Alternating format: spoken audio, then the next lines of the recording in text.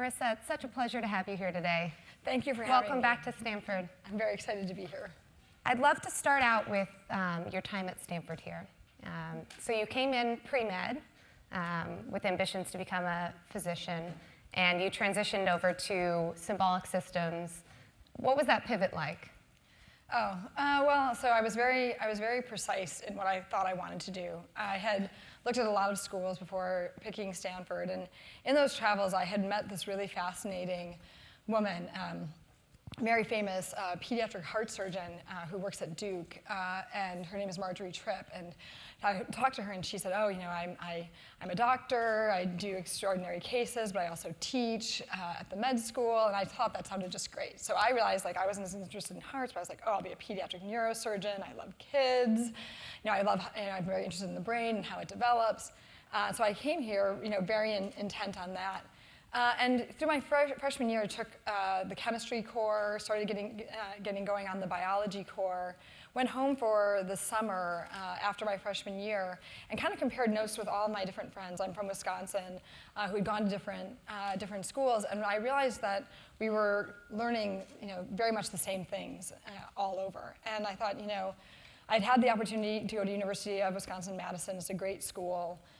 And because of various scholarships and things, that would have been a nearly free option. Mm-hmm. Stanford, on the other hand, is very much not free.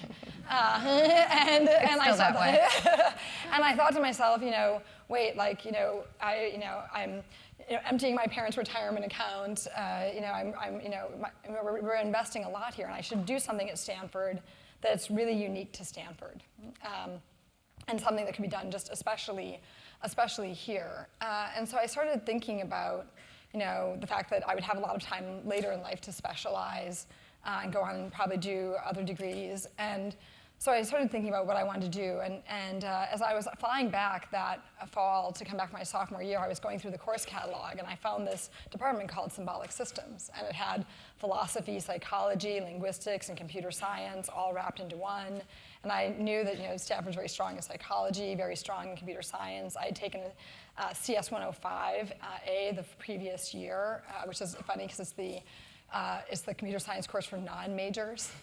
And in fact, the lecturer opens the class the first day and says, you know, studies have shown that exactly 2 of you will go on to do anything additional in computer science ever. And I was like in a sea of 400 people from that. Yeah. And so, I knew I liked computer science though, and I'd done well in that class. And you know, interested in philosophy, but didn't know a lot about linguistics. You know, came back. You know, took the introductory syntax course from Professor Tom Wassow, and went and saw him because he was also the director of the Symbolic Systems program. And I knew he would try and sell me on changing my major. But I was like, okay, look, there's a special program. Most colleges don't have symbolic systems. It combines some of the departments where Stanford is really strong.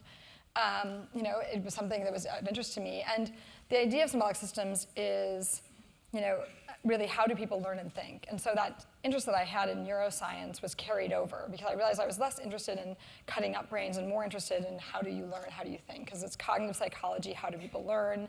Logic, how do people reason? Linguistics, how do people express themselves? And then computer science, can you have a computer that does the same? Right. So AI was of a real interest. But anyway, I went and saw Professor Wassow, and I walked in, and I said, you know, I'm thinking about symbolic systems. I'm taking your Intro to Syntax course. And he said, oh, you should absolutely become a symbolic systems major. And I knew he would say that. But then he kind of did this interesting kind of reverse psychology twist where he said, you should absolutely be a symbolic systems major. And I thought he would say, because the classes are so good, the lecturers are so good, the professors are so good. But he said, you should absolutely be a symbolic systems major. All the most interesting Stanford students are. And it was almost like, you know, if you weren't interesting. Like, but I have to say, you know, it was one of the things that I learned in that, and also went on to learn it at Google and other places in some of my internships, et cetera, is the symbolic systems major at that time, and I believe it's true today, and it's obviously true here at GSB, was just filled with really, really interesting students. And I learned as much from the people around me as I did from my professors, the people in my study groups, the people. I went on to do an honors thesis. There were 5 of us in that major that year that did an honors thesis, and we met every week. And people were doing, musical puppets, and could you do stereo vision with cheap web cameras? And they were just doing really interesting things. And so it was a terrific decision. I will say it was a little bit scary because at the same time, people were like, what is symbolic systems? And still to this day, I have to tell everyone what is symbolic systems and why does it make sense? My father really wanted to know, paying the bills for Stanford, what is symbolic systems? And what will you use it for? But it was an amazing major that really let me experience the range of Stanford, continue to go after my passions, which really started to center a lot more around artificial intelligence.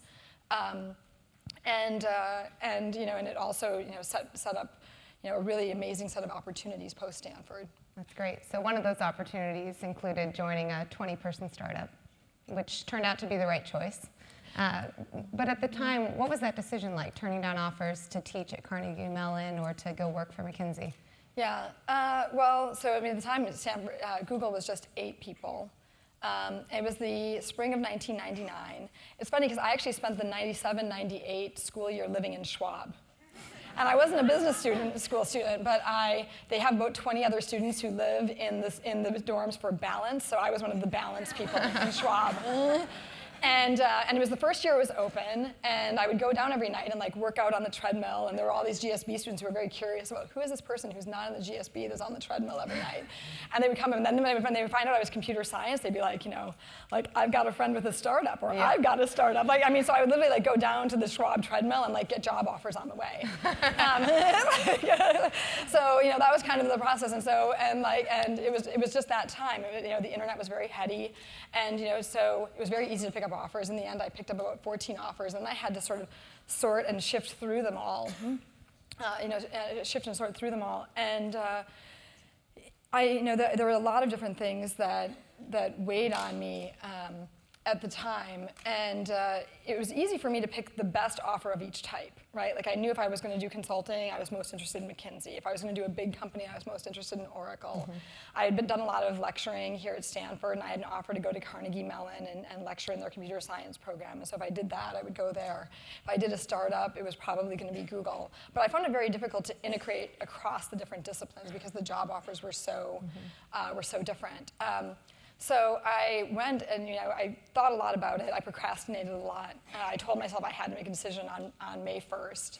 And I have a friend who now works at Yahoo with me, but was a friend of mine from undergrad and did a joint JD MBA here at Stanford. A good friend of mine named Andre Veneer, one of my longest friends. And Andre's amazing, right? He was the econ poli sci, 4.3 grade point average, can analyze anything crazy. Was working at McKinsey at the time, and I said, okay, Andre, I just need somebody who can help me really synthesize across all these different types of jobs and analyze it. And so we sat down and we put down, we had this big matrix where we had, location, salary, job trajectory, happiness factor, and then I remember there were even things where Andre was like, look, we can't get these with discrete values, we need curves, and so we were plotting curves of these things, and then he was like, and some of these might even need a third dimension, and we were we were just going crazy plotting all of this, and we got really into the analysis of the problem, and about midnight, I just got really overwhelmed, and sort of sat back and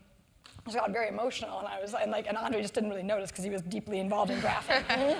And all of a sudden he turned to me and he was like, what are you so upset about? And I was like, I just don't know. I told myself I'd make a job decision tomorrow, and I just don't know. And there's still 14 choices on the table, and I just can't figure it out.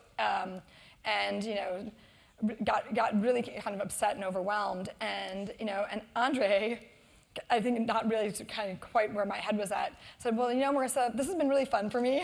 I was like, really? Because it's not very fun for me. I found it very stressful, and he was like, look, it's been fun for me. He's like, I love graphing and analyzing things. And he's like, I think I now understand this problem as well as you do. And he's like, I have to tell you, I think you're approaching it all wrong. He's like, because I'm watching you, and you are sitting here looking at these, and you're looking for the right choice. Mm-hmm. And it's interesting that you said in your question, the right choice. And he's like, you're sitting here, and you're looking for the right choice. And he's like, and you think there's one right choice and 13 wrong choices. And he's like, and I understand this as well as you do, and that's just not what I see here at all. He's like, I see 14 very good choices, and then there's the one that you're gonna pick and commit to and make great and feel good about. And he's like, and it's not gonna be a matter of right versus wrong. He's like, it's all good, and then there's the one that's great and you commit to. And people have asked me over the years, what's the best piece of advice I've ever gotten? And it easily was that moment from Andre, and that, because he's like, look, a lot of times smart people, when they get really committed to a problem, start to analyze it as if there's only one great option and all the others are not. And that's just not how life works. And it's important to realize when you get really overwhelmed in those kinds of choices to think about it, to really think about it that way. And so he said, look, go to bed, sleep on it, and whatever you think of first thing in the morning, like, that's what you should do. And he's like, there's gonna be a ton of reasons you can articulate why you're picking that. There's gonna be even some reasons that you can't articulate why you're picking that, and follow your gut, because you really have analyzed and understood it. So I went to bed, woke up in the morning, and I wanted to work at Google. I wanted to work at Google because I felt like the smartest people were there. Back to Tom Wasso's comment about always work and surround yourself with interesting and smart people. I wanted to work at Google because I felt really unprepared to do it. Like the name itself could be a punchline. I could imagine like future family reunions, like when Marissa graduated from Stanford, she went to this company called, get this, Google, right? I mean, like she majored in symbolic systems, and then she went to Google, and I was like, it was very high risk. Right. But I thought, like, well, look, if there's ever a time when I'm going to take that kind of risk, it was then, it was now. And Professor Roberts, who was a longtime mentor of mine in the computer science department, said, look, this is a great moment to go and participate in an entrepreneurial culture and a startup culture. Mm-hmm. He's like, no one's going to fault you graduating with a computer science degree in 1999 for going to a startup and taking a risk. And he's like, you can always, pursue some of these other options later. But that was, I was saying very much the right choice. But for me, it was about the smartest people being there and doing something I didn't feel ready to do. When I thought about how to make the choice, those were, I had all the different things in the matrix. But ultimately, I thought about some of the best choices I had made.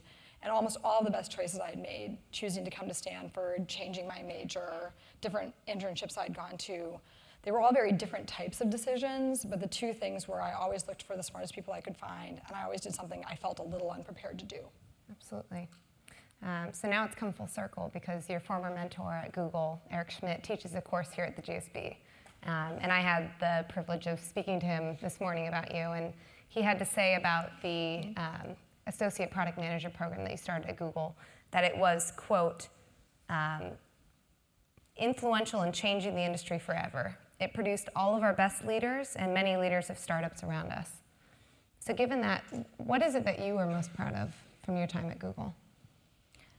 I'm very proud of the Associate Product Manager program. I did run it for 10 years. We hired on average about 20 people a year, sometimes larger classes, and so there's about 250, and I call them my kids because they are my kids. Like I go to their weddings, I buy baby presents and presents for their kids, and it's been amazing to watch them all grow up, and they have populated the leadership positions, and basically, Airbnb, Dropbox, Uber, Facebook, Twitter have all taken leaders out of that program, including a lot of the leaders today at Google coming through that. So I'm very proud of that. But I think it's hard to it's hard to beat the feeling that we created a technology and a product and a business that changed the world.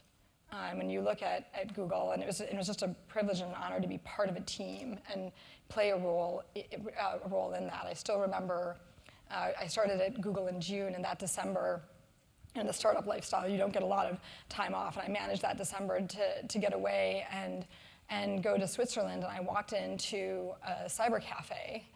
They still had those then, and there was somebody using Google on the screen. In the same way, I remember sometimes like when I was backpacking around Europe after I graduated from my undergraduate, I saw a Stanford sweatshirt on the streets of, I think it was of Florence. And like you see so many of them in your everyday life here at Stanford that you didn't even think about it. And I was like, wait, like that's a Stanford sweatshirt. Like, what is it doing here in Florence? Like, it must be a Stanford student. Same thing, like I'd gotten so used to seeing the Google homepage and the Google results page, I didn't even think about it. And I remember walking into that cyber cafe, seeing it, and then all of a sudden being like, wait, like I'm in Switzerland. Like they're using Google in Switzerland. Like there's this little project that there's like 20 of us working on the other side of the world, and it's made its way all the way here, and there's somebody using it. And it really showed me in that moment how fast the internet allows technology to move, and how quickly you can deploy something and really get it to scale and to a global impact, which is, when you think about what the internet's done for that kind of, and the type of impact it's enabled, it's really, really amazing. But that feeling that I had that December, seeing that search screen on that cyber cafe in Switzerland, I still have today. I still am very proud of the impact that Google has had overall. And I think, at both Google and Yahoo, I had to write a post this past summer when we sold Yahoo to Verizon about the company. And there's so many things that make Yahoo amazing. There's so many things that make Google amazing. But for me, I was like, it's just a rare privilege to work at a company that's changed the world. And you can make that argument for both Google and Yahoo very, very easily, and that's really what I'm most proud of. Great. You mentioned earlier that part of the reason that you knew that Google was the right decision, or the decision that you made that you decided to make right, is that you didn't feel prepared.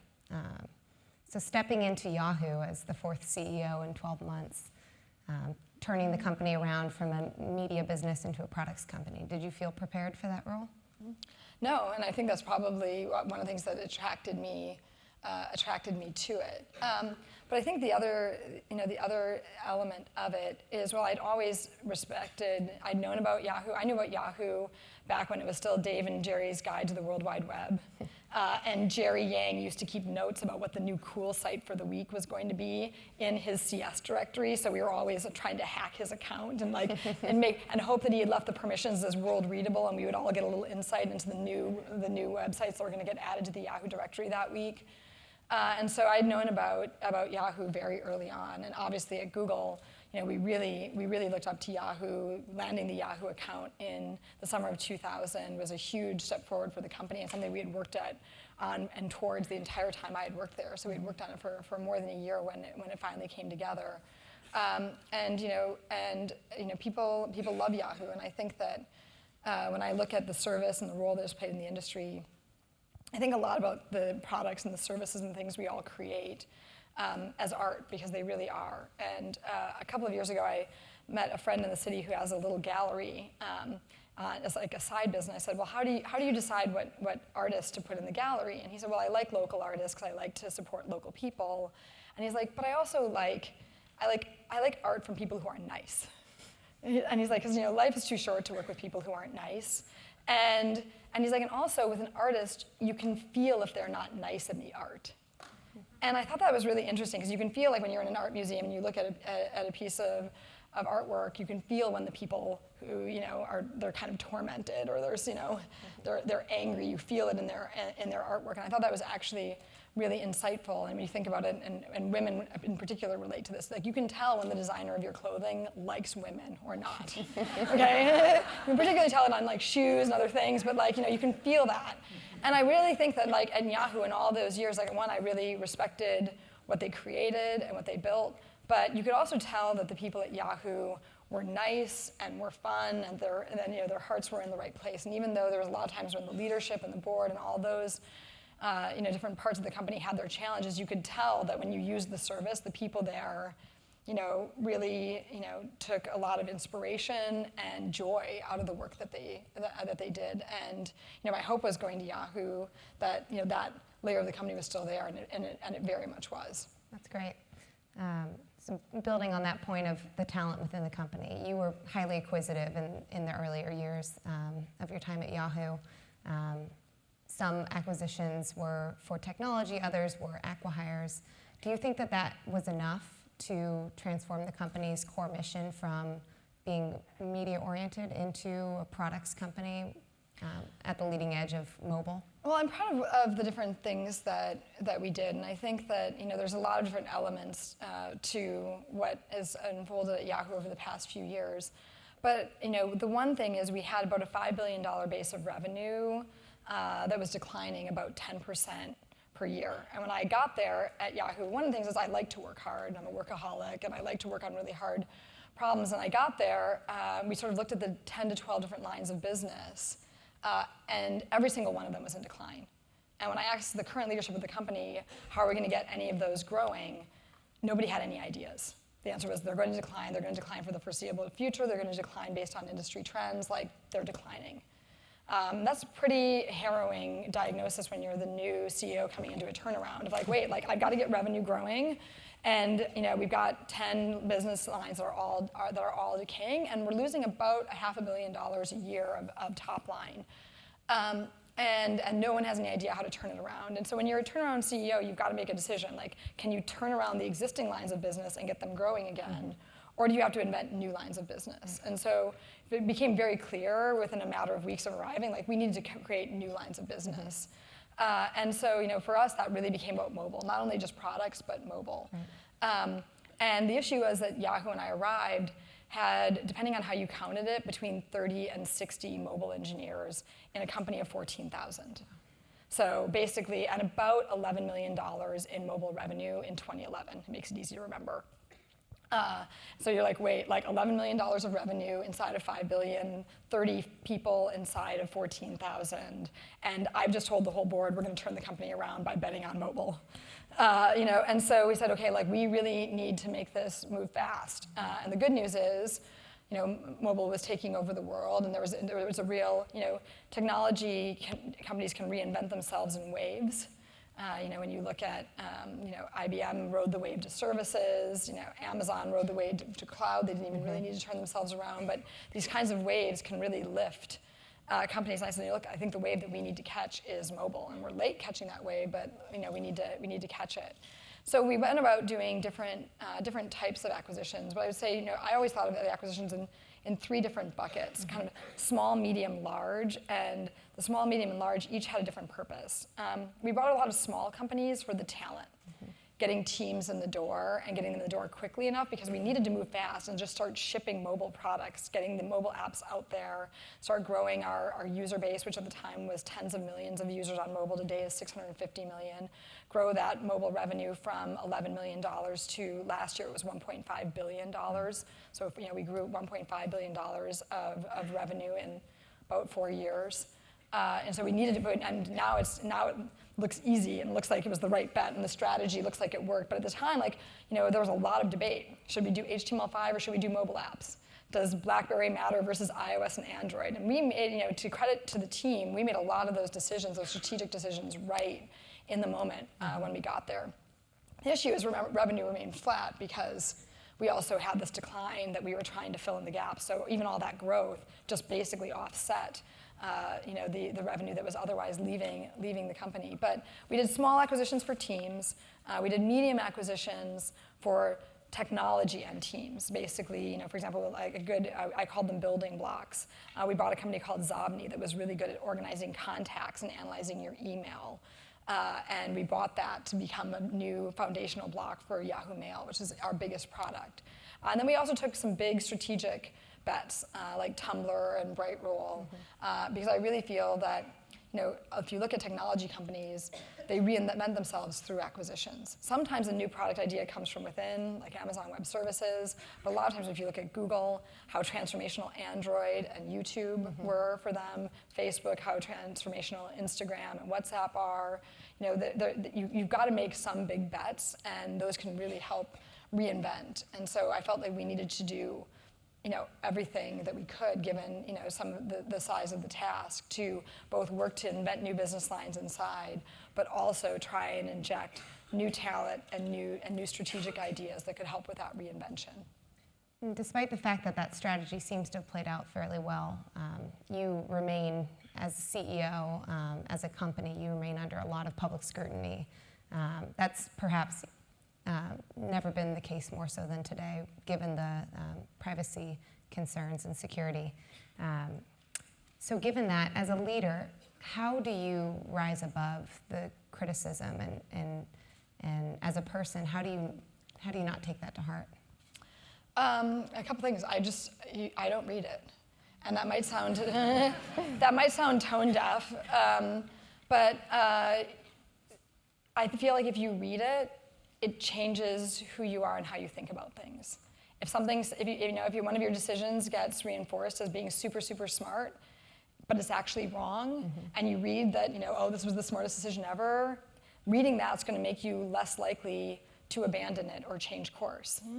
If you have made the best decision ever, and you read that, it's probably wrong. It's going to make you less likely, it's going to make you more likely to abandon it. And the truth is, the press is the press. There's sometimes when they're smart, and there's sometimes when they're right, but they don't have half of the information, even close to half of the information that you have being in the company in terms of what's likely to play out and what's not. And so to make decisions or allow your decision making to be influenced by a third party who has a fraction of the information that you have, just overall isn't a great strategy to me. That said, I try not to be deaf to it, right? I've got a PR team that will summarize some of the bigger issues and points that are being made. I also have a husband, like if I'm worried enough about something, I'll ask him, like, hey, like I am on Twitter, I read headlines, I tend not to click on them, but I'll be like, I'm seeing this headline a lot, like what's going on with that?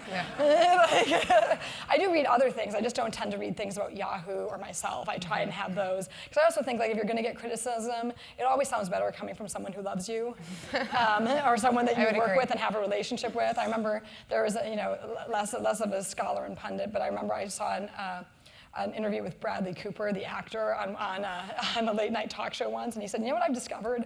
I've discovered if you ever really wanted to feel really, really bad about yourself, go read about yourself on the internet. It's like it works if you're an actor, it works if you're a business leader, or by the way, it works if you're a high school student, right? It is a problem, but the point is, like, you just can't let that shape who you are. And so you either have to have guidelines for how you're going to absorb it, like I do, or you have to, have very thick skin. I tend to think I have a little bit of both, but you have to have a way of cutting through all that noise to what's a valid criticism that needs to be acted on and what isn't.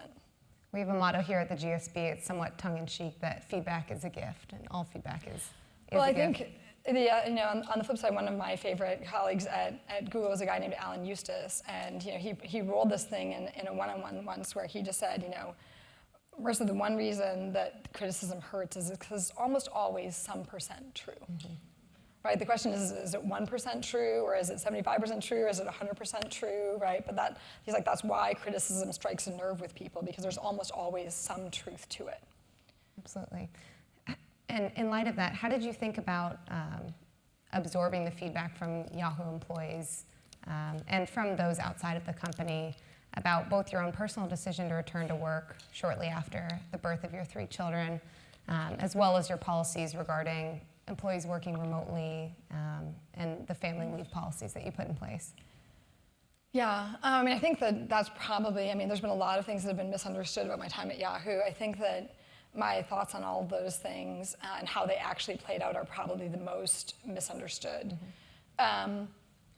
A couple things. I have nothing against maternity leave. Everyone should take them if you can. But I will say, the company was just not in a state where I could take a maternity leave in either time that it came time for me to have my children.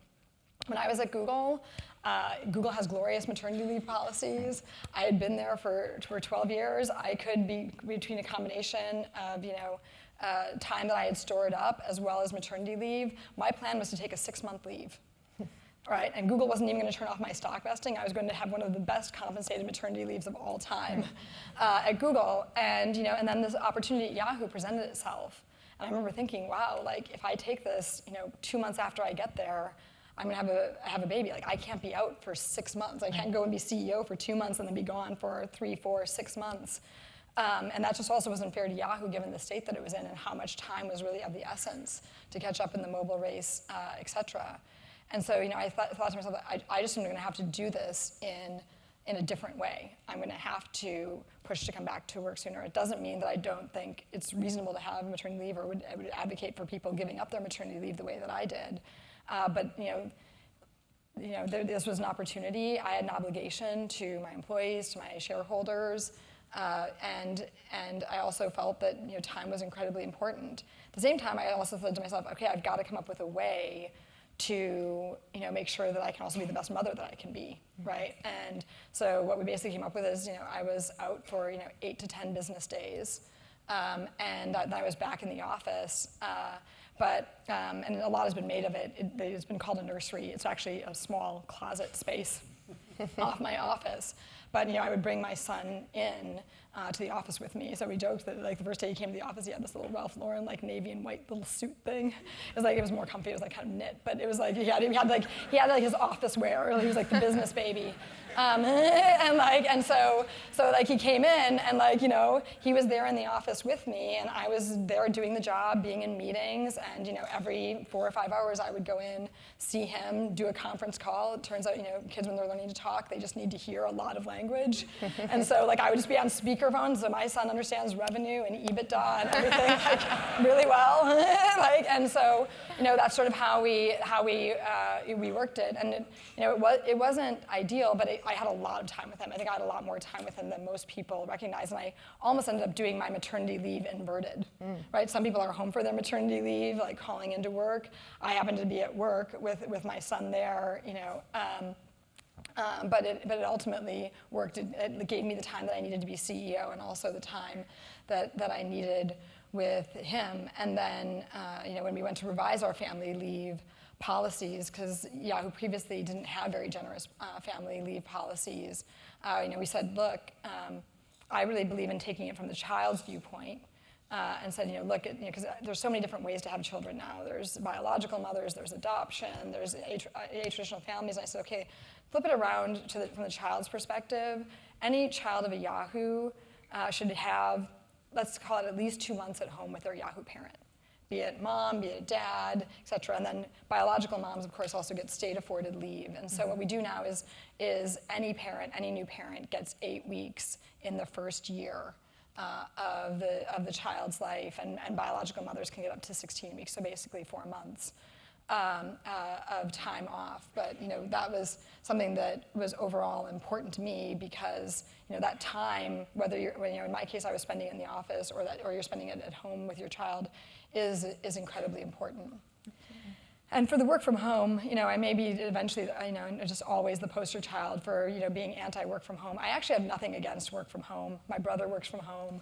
Lots of people work from home, and I think is a perfectly valid way to do things. But one of the things I experienced when I first got to Yahoo is the company had been through so much turbulence, and energy was low. And one of the challenges I had was I had to re-energize the campus. And it was just really hard because, it was less people who had dedicated setups where they were working from home 100% of the time, but it was the person who said, you know what, it's raining really hard today, I think I'm gonna work from home on Wednesday. Mm-hmm.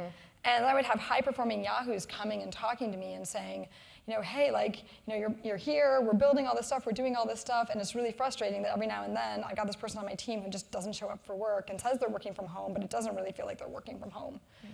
Right? Because I know, to me, when you've got a dedicated setup, you're probably really productive, but I know, if I don't have a dedicated setup at home, and I'm just sitting there at the kitchen counter or on the couch doing email, I'm productive, but I'm not as productive as I am when I'm in the office and meeting with people and interacting with people. And so we said, look, work from home is fine. This is not a statement from, as it was ultimately misconstrued in the media. This is not a statement about whether or not work from home is good or bad, but this is Yahoo's moment. We're an iconic company, we're trying to return it to greatness, we need all hands on deck. And so the statement that we ultimately released is said, look, this is not even a permanent policy for the company, it's just that for right now, for us, the right thing is to have everybody who isn't formally working from home, because we do have about 100 people in the company who do formally work from home, you should be here in the office, because this is our moment, this is our time, and we need to seize it. And so that's really what that was about. And ironically, it was unfortunately characterized as us, kind of raining down on working moms, or kind of conflated with my maternity leave. In truth, about 85% of the people affected by that change were men. And in total, there's about 100 people today who work from home, and there were about 100 people or so where their status changed in that, and only 15 of them were women. And you'd never know that from the thousands of articles that were written. Right. We were talking behind stage about your husband, who is a venture capitalist in the area. You're from Wisconsin. In thinking about raising a family in Silicon Valley and in the spotlight, what concerns might you have for making sure that your children have the same sort of childhood that you had? Yeah, so I have 3 children. I've got a 4-year-old boy and identical twin girls who are 1. And they're amazing. I would say, I wasn't sure. I know it sounds funny, but I wasn't sure about motherhood. My husband was very gung ho, like we're having kids, and I was like, okay. And I have to say, I mean, it is really just amazing overall. And I knew I loved kids. But I didn't. To me, as I said, I had my APMs. Like I love other people's kids. Did I need to have some of my own? And I mean, it's really, really amazing. I would encourage it for absolutely everyone, because it just gives you so much perspective, and you just realize that some of the biggest impacts you can have in the world is raising those kids to be like productive, creative, amazing people. But to me, it's really, I think it's the timing and place is different. That said, the values you provide to your children are the same. That perspective, remains, to me, ultimately, remains the same. And there's certainly challenges, but I think that, for like McAllister, who's a little bit older, like I want him to have an overstimulated childhood. I want him to be exposed to everything, art, science. I mean, in Palo Alto and the Bay Area is just so amazing. I mean, like you've got like retired Stanford professors like teaching science classes at the science, the Science Museum in downtown Palo Alto, which is like unheard of. There's like bilingual Mandarin story time like around the block from our house, right? I mean, it's really, really an amazing gift to be able to raise kids here and be able to expose them to so much.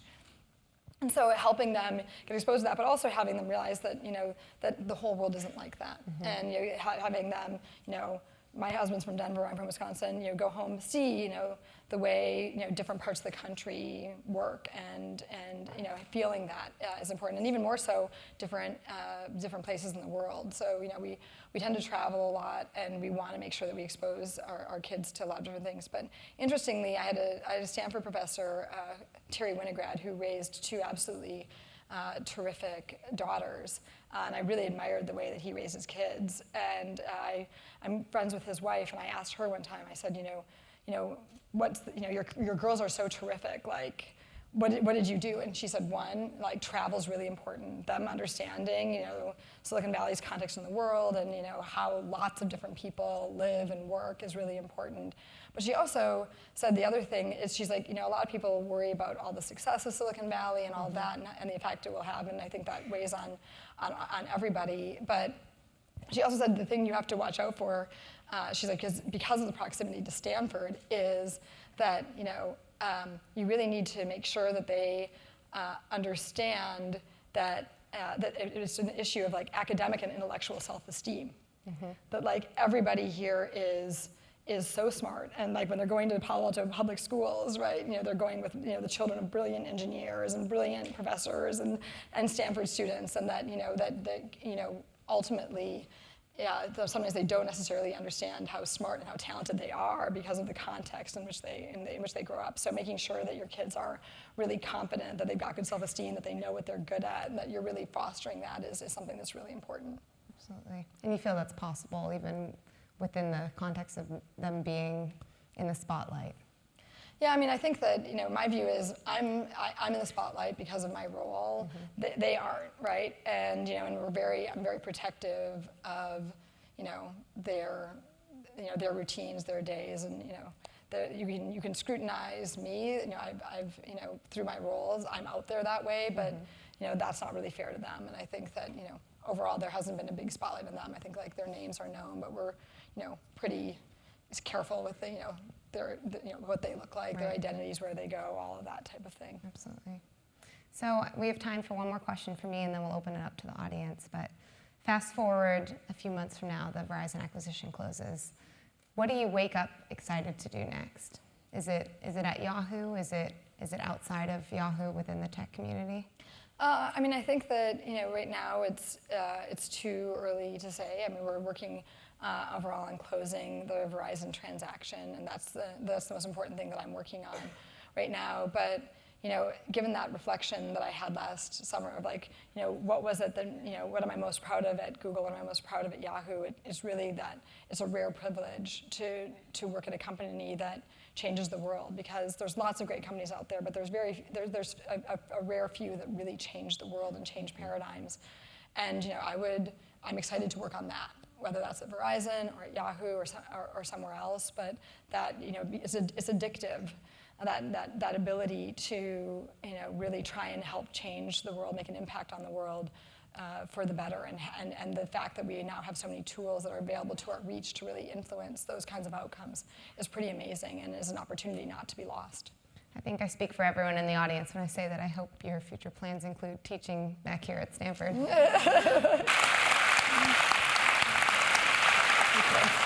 Thank you.